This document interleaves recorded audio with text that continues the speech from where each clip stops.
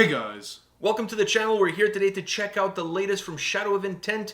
From ruin, we rise, just like the Phoenix, or like Matt Damon in Rounders after he went broke. Now, are you ready for this? Yeah. Are you ready for some Shadow of Intent? This is one of my favorite deathcore bands of all time. You know who's also a big... And my favorite deathcore bands is a very small list, so... Very small list, but you know who's a big fan of these guys? Who? Oh. Nicholas from Orbit Culture. Big fan. He said he doesn't know where this dude packs his voice. Such a small body. I knew that one, but I thought you were going to say Galactic Criminal. Of course! The first time we checked out this band was Galactic Criminal asked us to check out this. Yeah, I know. He's like fanboy number one. His house is like posters of Shadow of Intent everywhere. I think he even has a hat, the Shadow of Intent hat. I think he has everything. I'm sure he has underwear. Shadow of Intent underwear. Or Shadow of Intent condoms. I don't think he needs them.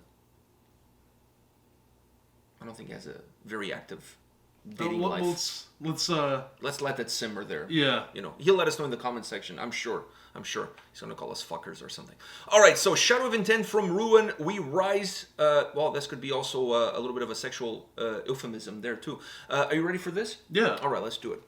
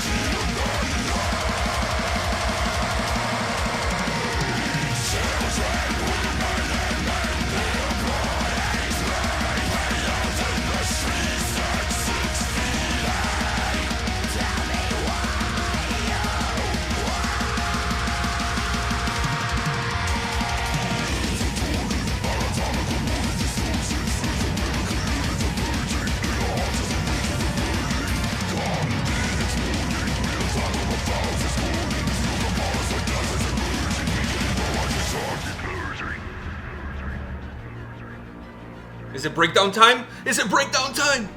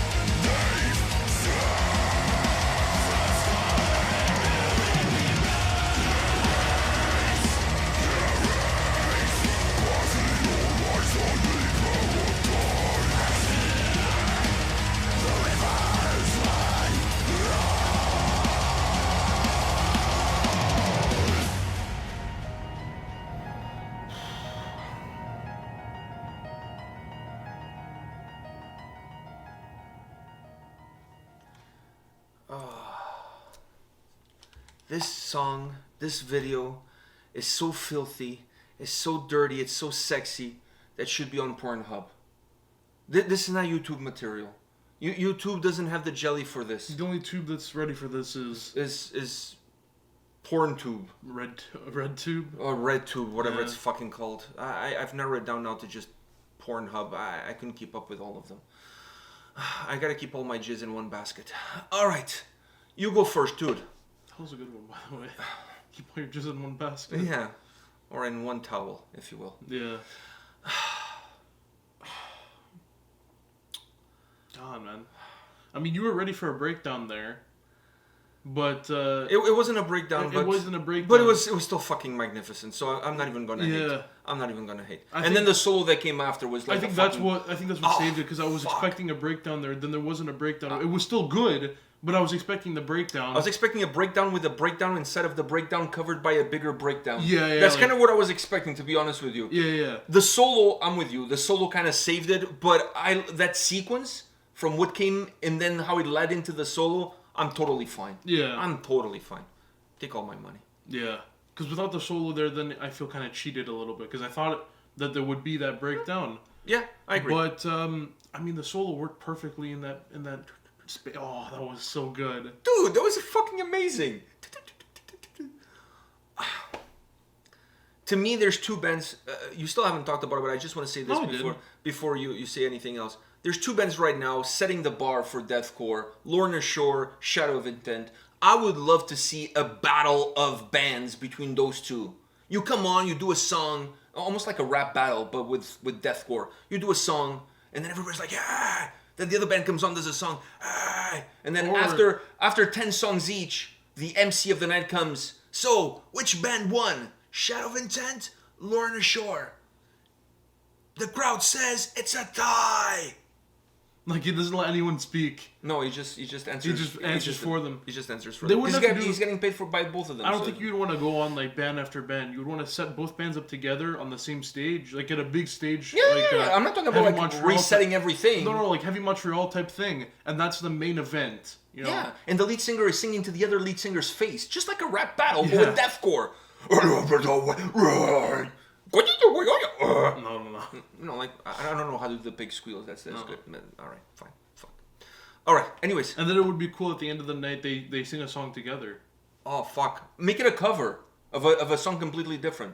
Of another deathcore band. Or another band from another genre. Who cares? Just bring it all together. Bring everybody to the yard. Two drummers, everything in double. You have everything in double. Fuck. Just everybody. That would be so that would be the definition of fucking driven as hell, gonna be heavy as hell. You mentioned the breakdowns? The breakdowns, it would be one breakdown and the walls of Jericho would collide. I think people in the pit would jump and stomp so hard that they would make a hole through the crest of the earth and go all the way into the magma. Yeah. The planet would go off of its axis because everybody jumping so hard in one spot would throw the planet's axis off. And life on Earth as we know would cease to exist. It would be the end of mankind. Yeah. That concert would be called the End of Mankind concert tour, whatever you want to call it. The End of Mankind tour is better. Yeah, the End of Mankind tour. Shadow of Intent, Lorna Shore. Fuck yeah, this would print money.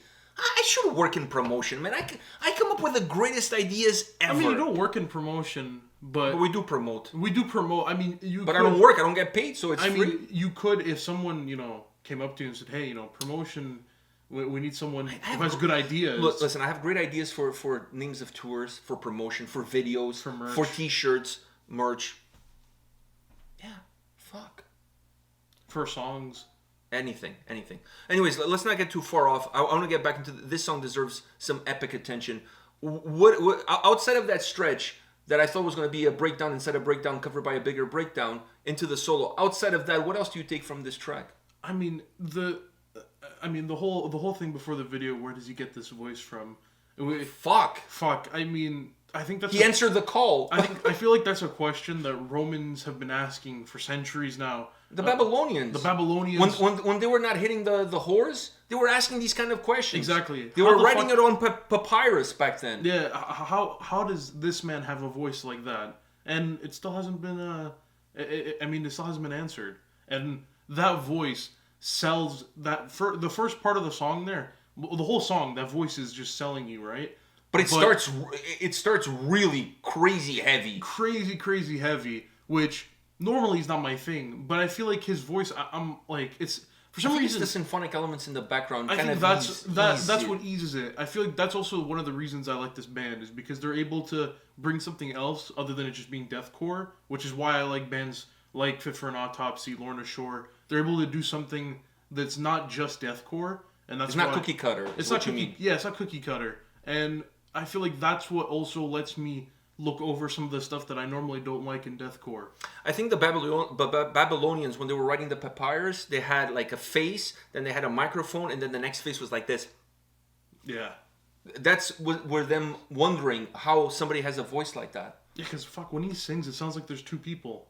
Okay, but vocally the track in the beginning, you can't tell me that it didn't sound like there was two people. I think there was some overdubbing. There was a little no. I'm not saying overdubbing no, recording the same track, his vocal track twice. Yeah. That's what I'm saying by overdubbing. It felt to me either there or there was some electronic element in his voice that was almost creating an echo inside of his voice. No, because it sounded like there was a heavier voice and a more screaming voice on the inside. Yeah, that's what I'm saying. I felt like there was some overdubbing there at the beginning. Yeah. Then as the song progresses, it goes back to what I would normally expect from them, which was more, streamlined vocal lines. But fuck, what a start! And that those symphonic elements in the background allow the song to feel even heavier. It feels even heavier, and it gives this somber, ominous vibe to the track.